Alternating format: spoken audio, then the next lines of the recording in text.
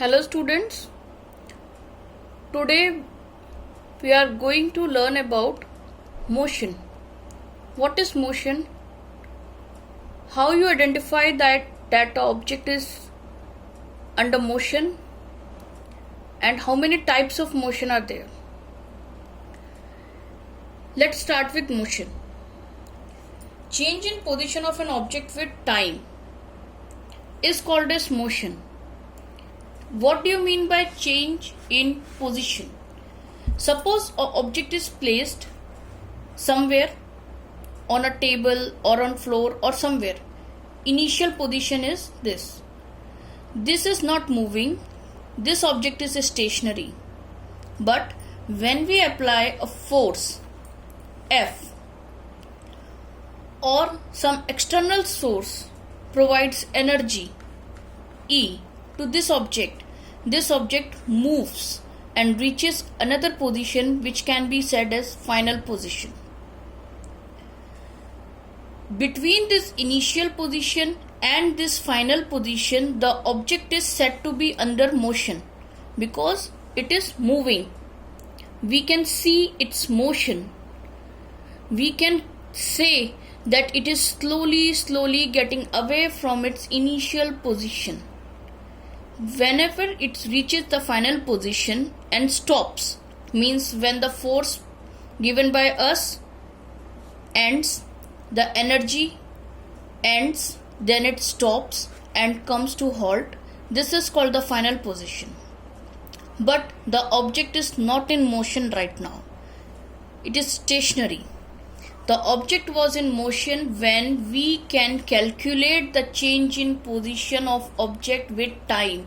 Means when the object was here, we knew that it has traveled this distance in a particular time. It is moving, so it is under motion. Alternatively, अगर मैं आपको हिंदी में समझाऊं तो अगर कोई object initially एक position पे रखी हुई है, हिल नहीं रही, तो हम उसके लिए बोलेंगे कि ये मोशन में नहीं है. मोशन में लाने के लिए किसी भी ऑब्जेक्ट को या तो हमारी तरफ से दिए गए फोर्स की जरूरत होती है या किसी अन्य सोर्स से प्राप्त करी गई एनर्जी की जरूरत होती है.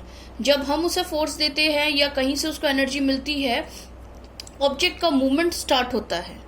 मूवमेंट स्टार्ट होने पर एक खास बात है कि हम ये नोट कर सकते हैं कि वो एक पर्टिकुलर डिस्टेंस चल रही है एक पर्टिकुलर टाइम में, या जो डिस्टेंस वो ट्रेवल कर रही है वो धीरे धीरे बढ़ता ही जा रहा है टाइम के साथ. मीन्स पोजीशन चेंज हो रही है टाइम के साथ. जब हमारा दिया हुआ फोर्स एक पर्टिकुलर मैग्नीट्यूड का रुक जाता है, सपोज हम किसी को धक्का देते हैं, धक्का देने के बाद जिस आदमी को हमने धक्का दिया वो गिर जाता है या कहीं दूर जाके गिरता है, उसके बाद उसमें कोई मूवमेंट नहीं होता. धक्का सिर्फ एक मूवमेंट के लिए होता है. तो यानी जैसे ही हमारा फोर्स खत्म हुआ, आदमी स्टेशनरी हो गया. इसी तरीके से जो एनर्जी इसको बाहर के किसी अन्य सोर्स से मिली हुई थी, जैसे ही वो खत्म हुई या किसी और फॉर्म में कन्वर्ट हुई, क्योंकि एनर्जी खत्म नहीं हो सकती, वो एक फॉर्म से दूसरे फॉर्म में कन्वर्ट होती है. तो जैसे ही वो किसी अन्य फॉर्म में कन्वर्ट होकर इस फॉर्म में खत्म हो गई, तो ये ऑब्जेक्ट स्टेशनरी हो जाता है, अपनी जगह रुक जाता है. ठीक है.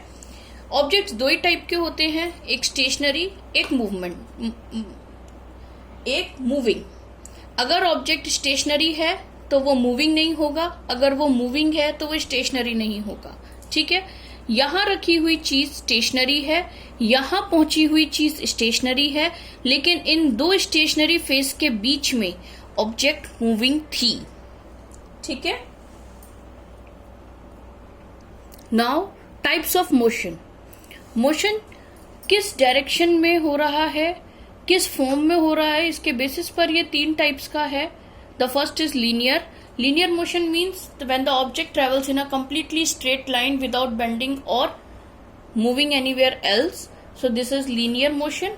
Second is oscillatory motion. This type of motion is seen in wall clocks, pendulum clocks, or swing. When the object is at initial position, it goes to one direction, then comes back and goes to the other side and then returns back. This is also called as to and fro. This is also called as to and fro. And when you sit on a swing, suppose this is a swing, you once go in front and then you go to the back and you come back to the original position. जैसा झूले में होता है, एक बार आप आगे जाते हो, फिर पीछे जाते हो पूरा, फिर अपनी बीच वाली पोजीशन पर आते हो. This is oscillatory motion. Third is circular motion, when an object moves in a circular path, totally circular path, then it is circular motion. For example, the spin tub of our washing machine. Washing machine में spin tubs होते हैं, वो गोल घूमते हैं. This is a type of circular motion.